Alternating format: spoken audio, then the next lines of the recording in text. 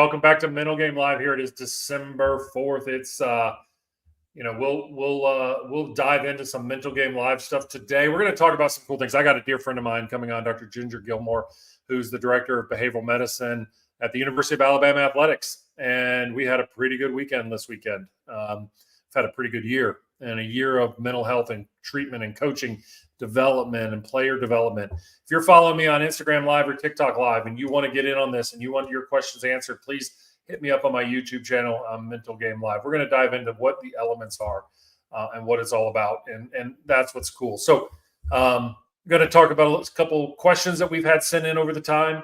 We're going to talk about mental health or playing first aid kits. I had a question for somebody that wanted that. So if you have a question, send this around and let's get after it. I'm going to bring in Dr. Ginger Gilmore now. And Ginger, how you doing? I'm doing great. How are you doing? I'm good. So I got to change a little bit of my hat today. So for my folks that can see it, SEC champs. How about that? That's awesome. And I like that. That's right in between the tiger eyes in your background. I appreciate that. I got to get an elephant one. You got to. I know. I got to see what you can't see here, and I'll pick this up there. See, all my Bama stuff's up there. Just okay. That's the screen. Don't worry. It's all there. I understand. I understand. So I wanted to have you come on today because today's seems like the transfer portal is flooding. We're not going to talk about anything in our organization or anything like that, but the transfer portal speaks to a bigger thing about mental health, wellness, performance mindset of our athletes. You've been at the University of Alabama a long time, but you've been the gold standard in the NCAA. You've established a very perspective, very out in front model of helping athletes see and emerge and evolve in their mental health. Talk about what you've done at Alabama in the time that you've been there and where you are now. Well, thank you for that. And thanks for having me on. Here at Alabama, I think this all stems, of course, I know, from Coach Saban. So transitioning for myself from baseball to football, the whole idea was from Coach to have a female athletic trainer on staff so that I could be that soft spot for landing for some of the mental health issues for the football players. So that was in 2007. And if we take a big jump to 2023, we've gone from that 90% athletic training role that I was in and the 10% behavioral or mental health role to 95% behavioral and mental health with a full staff, with resources, beyond blessing, with the incorporation of all the sports at Alabama. So it's grown quite a bit. And in the process, more education on my behalf, which was prompted by you, by the way. So that's your fault. I know you cussed me for a long time in that. I know. So I still have that student loan, by the way. I'm just throwing that out there too. Okay. Anyhow, that's how it's evolved. And it's all from Coach Saban being so forward thinking. He's done this everywhere he's gone. So Shelley at LSU and Sally at Michigan State, they've all been in this role. What I love about the role is that all of our administration, Jeff Allen and our athletic directors, Greg at the helm now, embrace it as well as our physicians. So Dr. Robinson, Dr. Stewart. So we were able to have these resources. And now, we are able to assist all the student athletes, hopefully, when they are struggling. Yeah. So if you're following me on Instagram and TikTok, make sure that you jump over to my YouTube channel. We're on with Dr. Ginger Gilmore, who's the director of behavioral medicine at the University of Alabama Athletics. When our athletes come in now, I always said when we give a talk on anxiety or depression, you may have one or two of our athletes kind of move up towards the front after the talk and kind of hang around. And then when people would leave, they'd be like, hey, can I talk to you? Now, it seems like when we do that, a third to half will stick around to talk. And it's interesting because I don't think our mental health model, and when I say mental health, I'm talking wellness, performance, as well as treatment. I don't think it's gotten better in our society. I don't think access has gotten better, but awareness has gotten better. So when kids come in now, they've read about pro athletes who've talked about it. They've seen our model. They've seen stuff like that. So do you see that people are that that our athletes are coming in with a better understanding of what it's like? I think they are, and I will say that I think access has gotten better in the athletic world. Real world, I'm not in the real world. I'm only Right. in athletics, so this is all I know, and I only know this age group. But I know that our access to mental and Oh, behavioral health care has improved. oh no, our access. I'm talking before they Yeah, come to us. So in the before high they school, come, right? Yeah. before they come to Yeah. us, they're getting more education. Yeah. So Okay. That's I good. don't, again, know about the access in that age group, but I do have friends and colleagues that work in that high school space, and they are very understaffed. So Yeah. I think the education on self care, behavioral wellness, and mental health has increased. Have they sat in front of a resource? Maybe, but I don't think, and I don't have the stats on that. I don't think it's as much as we hope or as much as they need to. Yeah. What do you, when you look at evolution of coaching too? I think one of the things that's wonderful about University of Alabama is the education that you've spearheaded over the time to help coaches understand that this is not go see mental health or that kind of model of kind of dismissive. The coaches are very integrated and want information and want to work with players. So how have you seen that change? Because it's been a pretty dramatic change over the last 5 to 8 years. I think it has, and it's really important to understand when you say they want information. They don't want the clinical confidential information. They want to know how their athlete's doing. And on the flip side of it, because coach sets the precedent here for use of behavioral and mental health resources, the coaches will send me referrals and handoffs. And how does that work? It's easy. I think my athlete is struggling. Okay, thanks. Wearing that athletic training hat, I can see that athlete out at practice or in the athletic training room, and then I have a relationship with them. Then we can easily have a conversation and plug in. So I really love it when an offensive line coach or a defensive line coach or any coach says, "Hey, by the way, check on so and so," because they see the athletes all the time. And so, was that the case, long ago in my career as an athletic trainer? No, it was, suck it up, get out of the athletic training room, let's go. You're not tough enough. Yeah. But now that coaches know when they see someone struggling, and that's a big difference. That's huge, and it's very interesting because you'll get calls, I'll get a call, and you kind of expect the but instead it's what can I do to reach this young Mhm. man? What can I do to reach this young lady? What Right. can I do? Not what are they doing wrong? What they're wrong in this, and I think that's a really, I think it's environmental is that the organization that we have in place and what you do with the education is like we're going to nip that if that comes out, like that's going to get smothered and re-educated very quickly.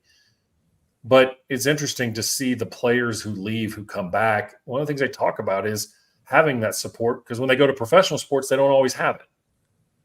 That's correct. And I've done a lot of relationship building in professional sports, and particularly with football. And both sides of the coin, from the team side and then from the Players Association side, want the same thing for that pro athlete. But there are a lot of boundary lines that are in place that may prevent some of that integration from truly happening. Resources are there, but I would love for our athletes to leave Alabama and go into the professional world and be able to continue care and be able to talk about that with the people that are in their organization. And sometimes that doesn't really happen as smoothly as it should, although everyone wants the best for that particular athlete. We have a I know at one school right now who's watching us live in class and high school athletes and students and so forth. What would you, as seeing kids transition to college as athletes, and what would you say would be a really good framework to put in mind mental health wise? So when they come in, they're ready to go, they're ready for the expectations and all that. Well, hello to the class that's listening. I'm glad y'all are on. What I've seen with transitioning athletes from high school to college is the role that expectations play in the transition. So whatever sport you're in, you've been recruited to come to that college. And recruiting is a lot of fancy time in front of people and a lot of bling and a lot of glamour and a lot of social media. All that stuff kind of comes to an end once you enroll and become a freshman. So, what are your expectations? And as Coach Saban says, are they result oriented or is it a process orientation for setting those expectations? So if you're coming in and thinking you're going to be the number one stunner as a freshman, you might not be that, because guess what? Everyone else was a number one stunner wherever they were. So you need to understand that you have to develop and put your goals in a realistic manner to allow for development. You're in high school, you don't know everything yet. You have not been physically developed to your ultimate potential yet. So when you come in as a freshman, understand you're going to grow, and understand that by the time you leave that institution, you will be a different athlete mentally and physically. You're going to develop with your growth process. You're going to learn how to eat right. You're going to learn how to sleep right.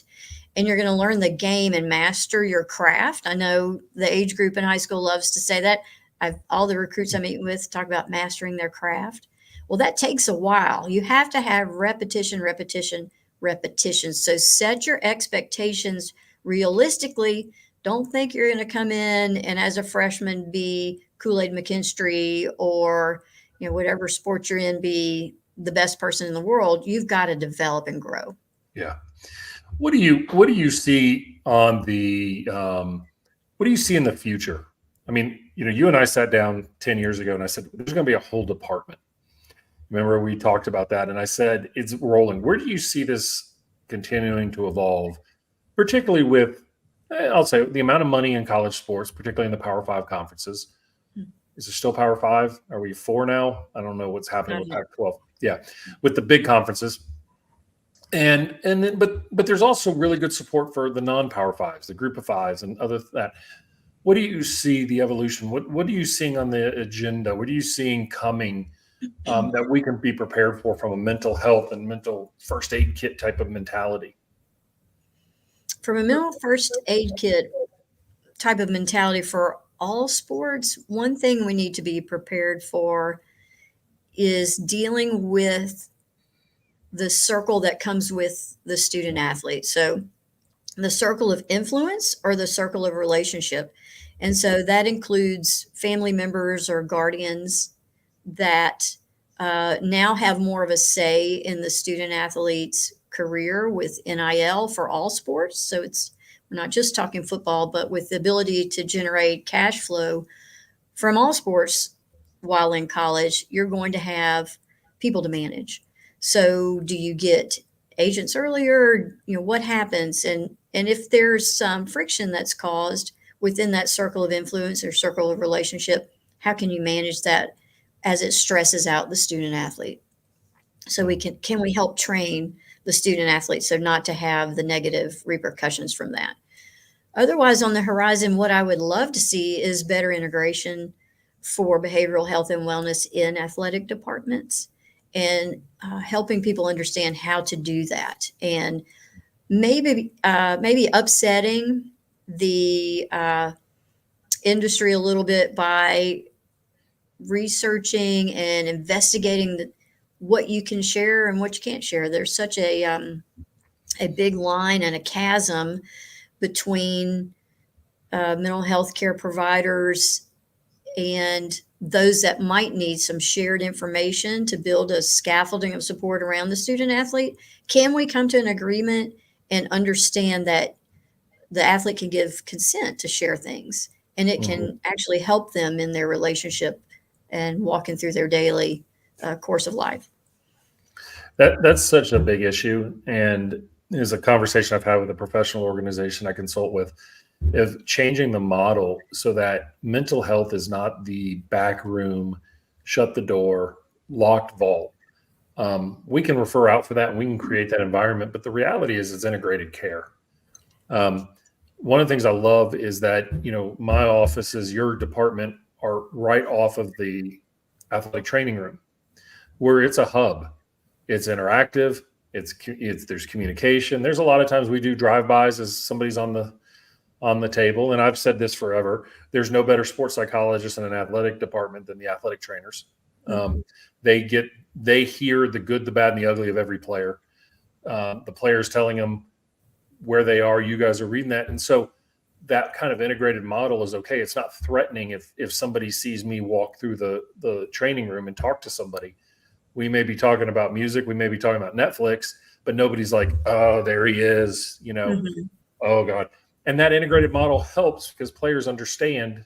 And I agree with you. I think there's a real, real divide in our industry of like what is safe to share and what is not. And Mhm. I have found that more times than not, the more that we try to withhold, it actually puts the athlete in a more negative light because coaches want information to help somebody and they can't get it, and they connect dots. And sometimes those dots don't need to be connected and they're wrong. And that's a problem. It is a problem. Then you have the flip side, which is important to be integrated and embedded with your sport. The flip side is if a coach or staff member wants too much information. Yeah. So being able to say, here's your boundary line. No, you can't cross this line. And your student athlete is coming into a safe place because of issues that they're not willing to share, but know that they're in a safe atmosphere and in a safe state to be able to practice. They're in a safe state to be able to play. Green light for those activities, but that's information that they don't wish to share. Yeah. I think it's a balancing act. When I was going through school to get my athletic training degree, one of my mentors told me there was an art to athletic training, and I didn't know really what that meant. There's an art to practicing medicine, there's an art to practicing mental health, and there's an art to practicing athletic training. And that's what you learn over time. And you can read a book and you can pass a test and you can follow the rules of your state legislation and national organization, but you need to know what the art of your profession is. And that's in how to care correctly for the student athlete in this role and how to be able to incorporate support around them so that they can become better in their behavioral health and wellness, in their sport, in their academic, in their family life. So how can you support them to make them or to help them along that journey? Well, that art, I think, got put on display this weekend. There was a viral video that went around of your colleague, Jeff Allen, hugging our quarterback, Jalen Milrow, and a lot of tears.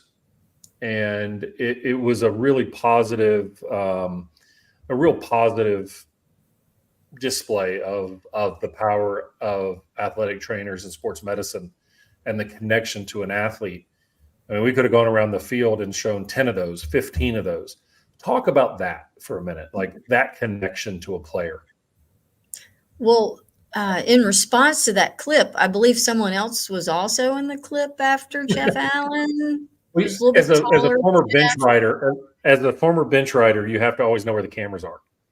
I know, and I also saw you in the background of the SEC Nation set. I think I'm just kidding. Yeah, I was leaving to go to the parking deck. So, But yeah, I was very fortunate. Jeff and I were on the hunt for Jalen after that. It's been a wonderful season to work with a young man, and to really get to be a part of his team. So there was a lot of emotion there. and there's emotion because there's investment. Yeah. You both have invested in him, and that's what you need to do with your student athletes. You need to invest. Long ago, one of our colleagues, Dr. Rosen, told us you've got one shot, and the minute you blow it, you will lose trust from the student athlete. And that's true. And is that fair? No. And is it a fine line? Yeah. But in my experience, if you show genuine care and feeling what you do, I mean, you're a mental health care provider, you're an athletic trainer, you're a coach, you genuinely care for the student athlete. The moment any of those roles or professions become a burden to you personally, then you need to get out of that profession. But here, and with you and seeing Jalen Milrow, we've invested in him and we generally care for him and all the athletes. And so if you went around on that field. And even last night when we had our banquet, I'm taking pictures with walk-ons. I'm meeting their parents, and I've genuinely invested in them. And they're not high-profile athletes, but they're humans, and that's why we're in these professions. But you have to show that you're true and genuine, and you have to support them in their best interest. But also, there's the other side where you're going to be the person that says no to some things that are happening, or here's your consequence to some things that are happening, and that shows your true side. So really, it's just being honest and caring and loving for the student athlete. What is, be remiss to not talk about Coach Saban and what you've seen and who he is? Because there's so many articles that get written about the inside of Coach Saban, and it's very fascinating to see the evolution of a coach, the greatest coach to do it in college football. And I say it that way just because that's his domain, right? What have you learned by being around him that makes him who he is? I don't want any inside, but I mean, it's sustained success over a long time is pretty remarkable.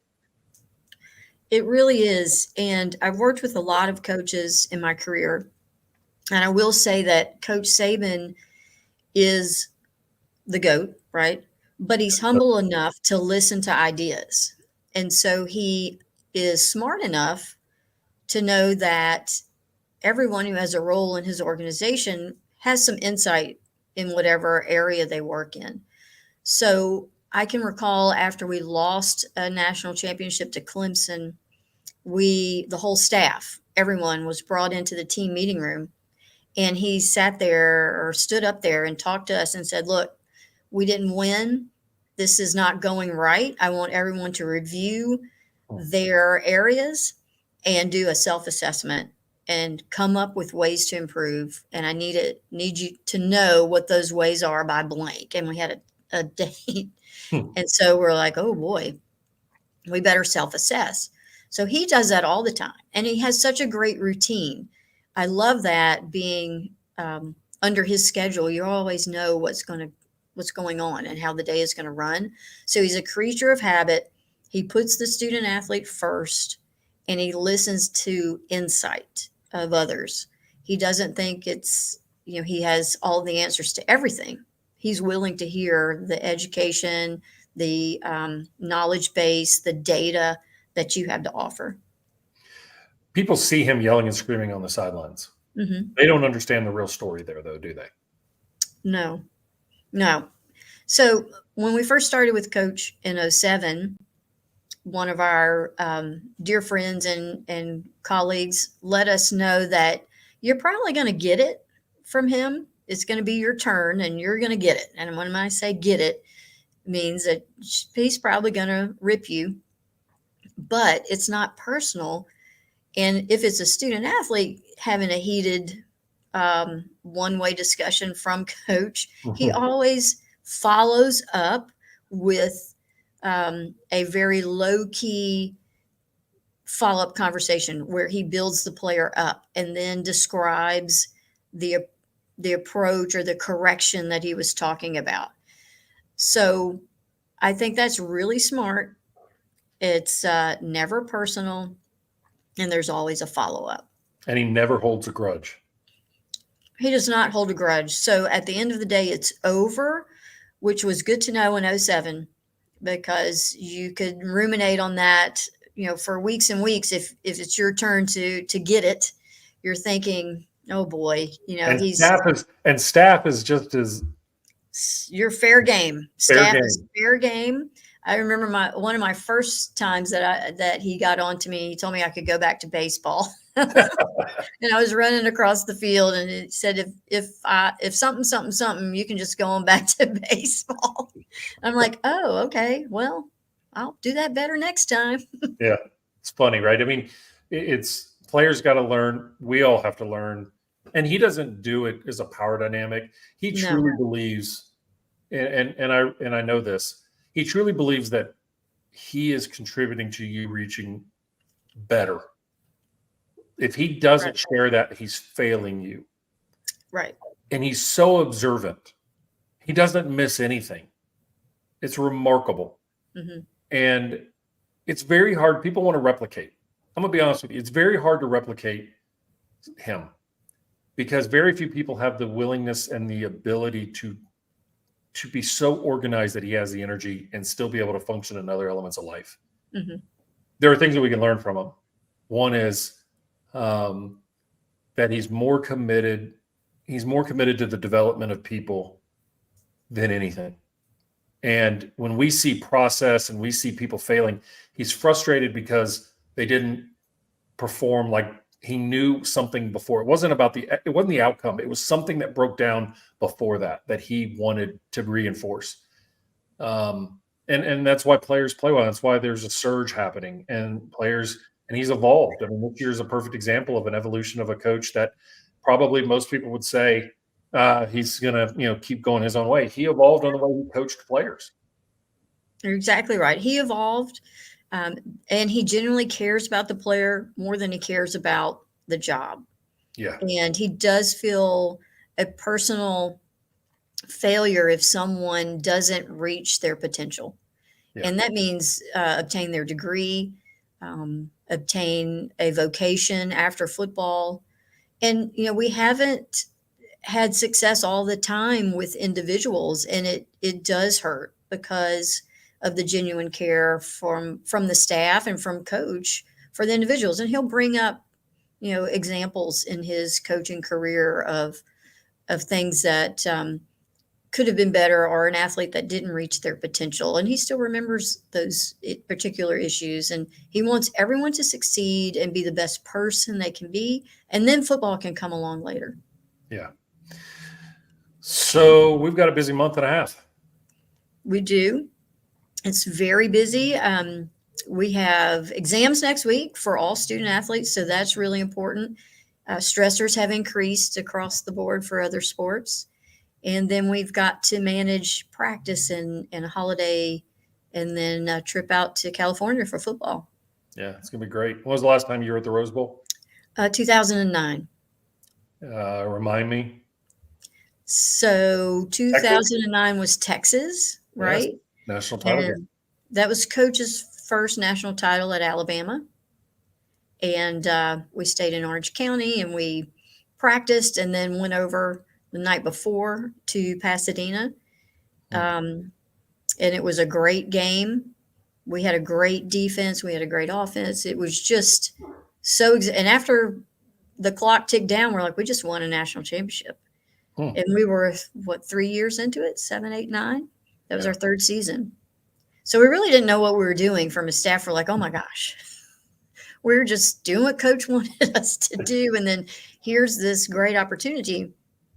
And it was amazing. And what a great team. What a great team. Yeah. Well, it's very exciting to see the next month and what that takes and where we belong and the excitement of these young men and the contributing staff. There's a great picture of the entire sports medicine athletic training. And I know how much you contribute to all them and teaching the student athletic trainers and everyone about mental health and the importance. And that's why our model, not uncommon to see a player sit in your room to talk, and it's not threatening. And I think every coach, whatever you coach, and any parent should understand that that's the goal, is so that there's an open dialogue for players to understand about behavioral health, is that it's not a punishment. It's not a thing. It's an opportunity to improve, to engage, to learn, to grow, and grow through the sport, which can be a stressful experience, but yet we can grow. So I'm going to let you go get back to work because I know what time it is. And is it quiet in there today? It's a bit quiet. We're letting everyone sleep in a bit, do their classes, and then it's 11:30 right now, so they'll start trickling in. Today is a quote off day, so they'll focus on academics, and then we'll do whatever they need as far as preparation and getting rid of any soreness or issues from the game, and then we'll get rolling. Fun bus ride and plane back the other night? It was fun. I believe our spouse's bus though had a little bit of a fender bender, so there was some excitement No. there. We missed out on that. There was some You road called it rage. though on the way to you called it. You said every year there's a fender bender in Atlanta. We win. It just happened after the game. It happened after the game and with the spouse's bus, so a little side swipe, and I believe the other individual in the car was pulled over, and there might have been some under the influence of something. I Okay. don't know. Bad way to end it. Yeah. Bad way to end the night for that person. Well, I'll be in touch soon. I'll give you a shout. Thank you so much for this. Thanks for everything you do. You know how I feel. You're a pioneer in this, and you have led the charge to change mental health, to put it and break the stigma by making it part of everyday conversation. And so at the University of Alabama, I know how we do it. I can stand unbelievable about how great we do it and how the players are connected. And it was great. I was having a conversation with one of our former players on the sidelines, Damian Harris, the other night. And he goes, Dr. McCabe. And he's like, I remember those conversations, and it wasn't, it was good. And so you've done that. And Thank you. And so roll tide and let's get to work. Roll tide. Let's get to work. Thanks for having me on. And high school, make sure you finish strong. Get those expectations. Make sure they're realistic. So thanks a lot, Dr. McCabe. I appreciate you so much. You got it. We'll talk soon. Thanks, Roll G. tide. Roll tide. Hey, we're going to come right back after this commercial break. We're going to answer your questions. We're going to dive into a couple that have been sent in. Don't forget, big commercial, kick anxiety's ass. Got to get that. If you're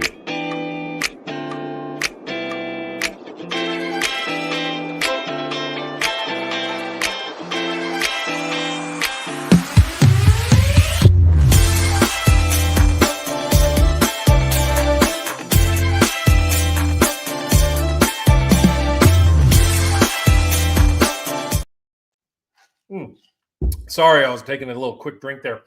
I want to take a few minutes to answer some questions that have popped up and gone in. I had a question that was sent in this week that I thought it was really good, and I talk about it in Break Free from Suckville, my previous book, about having first aid kits. And the whole theory behind having a first aid kit is just like we have a first aid kit in a bus, in an airplane, a boat. We hope we never need it. But should we get into an environment where we do need it, some of the essentials are there. And as players, I like my players to have first aid kits established ahead of time. And so one of the things that I have to do is I'll have them take a note card, like this, and write down what they experience. Or if things get hard, what are 3 things that they can focus on to work through it? And normally I like them to have a physical key. So whether it's something in their mechanics that they've trained over time, I want them to have a psychological key, something that they can be like, hey, look, it's hard. Don't allow the mind to go into some negative spots, and so forth. And then last, I want them to have something that gives them an anchor, some process that they can work. And we talk about anchors all the time, but it's really critical. We forget about it, right? We forget why we do the things. When you write it down, it becomes concrete. And if you're in a sport, like when I pitched, I used to write things down on the inside of the bill of my hat. Okay. I would write down the 3 things there. Golfers can write them down and put it in their course book. Football players can put it on their tape with initials. And it's just an easy way to remind yourself, because you got to remember, there was a book written by Daniel Pink talking about time, and he shared some information about when the vast majority of mistakes happen in operating rooms tend to be later in the day when people fatigue. And what they did is they actually put up the simple signs on the wall of, hey, if this happens, here's how you do CPR, here's how to call lab, and stuff like that. And it wasn't that they didn't know how to do it, but it's just a reminder so that they have an anchor to go to. It's like we all like to have that safety blanket of our talk written down, even though we have it memorized, or a certain recipe for a holiday dessert. We've done it 100 times, but we still have it there as like a reminder and an anchor. And that's what, to me, the first aid kit is all about. So you may be wondering where Basham is today. He is currently at supposed to be the most magical place on earth with his young kids. and he's on vacation. So I've gotten one other question that has come in quite often is, what is the right way to do a pre-shot routine? What is the right way to do pregame? What is the right way to do anything like that? Right? I get a lot of questions about what is right. I want you to understand this. There is no right. If you told me you licked your lips 3 times and you tapped your leg twice and you played amazing, just carry some extra chapstick. Okay? Because I don't want the mind to be chasing what you feel is right versus what you feel when you're locked in. Ask yourself and reverse engineer this question. Ask yourself this: when I step into the competitive environment, what do I want to feel? If you want to feel, now some people say free and confident. Be careful with that. That's a trap. What is free and confident? Free and confident is tough. Okay. Free and confident is sometimes elusive, but I'd rather focus on, I want to feel connected. I want to feel like I have a purpose, and things like that. Okay. So those are some things that I want you to focus on. Now, the question goes back to, what do you want to do? Like, I stood out at the Georgia Dome this weekend and watched our guys warm up, and I've been to 4 or 5 games now. I used to historically never travel. I let the organization and team at Alabama take care of their stuff. They knew what to do. However, that being said, I felt really, there was reasons, as you saw in the video, the work with Jalen and stuff like that, to be on the sidelines to help him. But I watched our guys warm up, and they all have different warm-up routines. We allow them to go through their warm-ups until it comes to team warm-up. That was the same for me as a pitcher. I like to have a certain way, but I knew, I reversed engineered it. I knew how I wanted to feel before I got that. Okay. So don't try to be perfect. Don't try to do it the right way. Do it your way. You have your own fingerprint. You have your own DNA. You have your own psychological process. Let's follow what that works. And that takes a little trial and error. That realizes that sometimes that, it works. Sometimes it might not work, but it's bigger than that. And that you're fine tuning and getting it all down. I had a question that came in on one of the streamings. Are my books on audiobook? I'd like them to be. They're not yet. The reason they're not is I have to go into a recording studio and record, and that takes a lot of time. But I would like to do it. So, Dylan, thanks for the question, and I will hope to do it soon.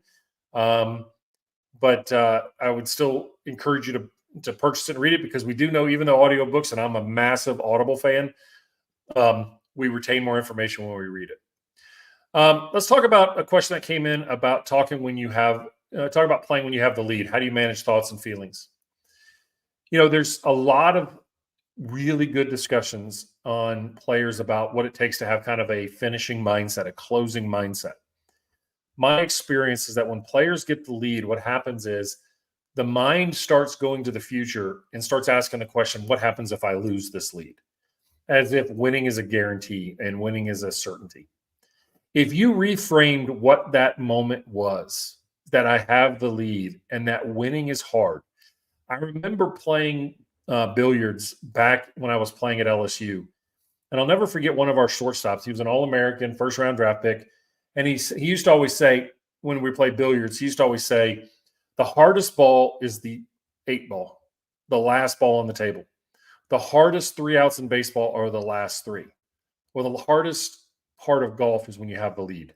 The hardest part of football is when you have a 10-point lead and there's X amount of time left. Winning is hard. It's a skill. What you have to understand is that to close, we must simplify our processes. We must work and lean on our strengths, and we must play with an understanding and a vulnerability that we may lose. But I'd rather fight for victory than protect against losses. And we have to make that cognitive switch in our brain. And when we start competing for victory, we have a chance. And we start protecting against mistakes, we will create them. The way we win is we put ourselves in that position more commonly. And you learn your processes, how your mind slows down, what it slows down towards, and physically what you can rely on. What about accountability? I had another question that's come in through another channel on accountability. How do you hold people accountable when they view practice as boot camp? Love that question. A lot of players go to practice, including myself, and our goal was just to get through practice, to then assume that I will turn it up at the next moment when I need to. There's a brilliant quote from Kobe Bryant that says, "Why are you renegotiating with yourself?" I love that. We have to change our mindset. Here's the deal. I don't want to hold somebody accountable if they're cutting corners at practice, because the game is a more powerful educator than any coach can be. We can establish the standards, but the game will teach them the lessons. One of the things that we do at Bama is we educate, but we know that the standards of Alabama will teach the lessons. At LSU baseball, I knew every day what it took to compete and play at that level. If I chose to cut corners at practice, I was never going to get that opportunity. The game teaches the lessons. We just highlight where the lessons are coming from. All right.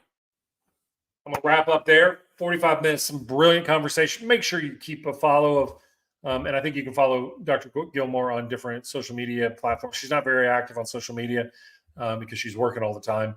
Well, I didn't say that she's a national champion equestrian as well.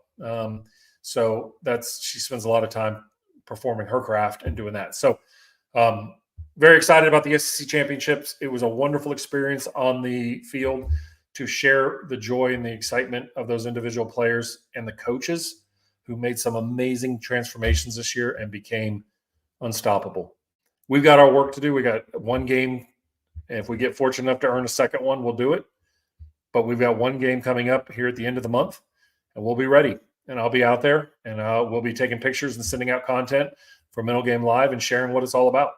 Make sure you pick up a copy of Kick Anxiety's Ass, Break Free from Suckville, the Mindside Manifesto, all of those. If you go to my website, you can sign up for the newsletter. And I think there's a coupon right now for one book with some percentage off. So make sure you do that. Please follow me on TikTok and Instagram. Thank you so much to each and everybody out there. Roll Tide, roll. We got another SEC championship. That's so cool. I'll see you guys soon.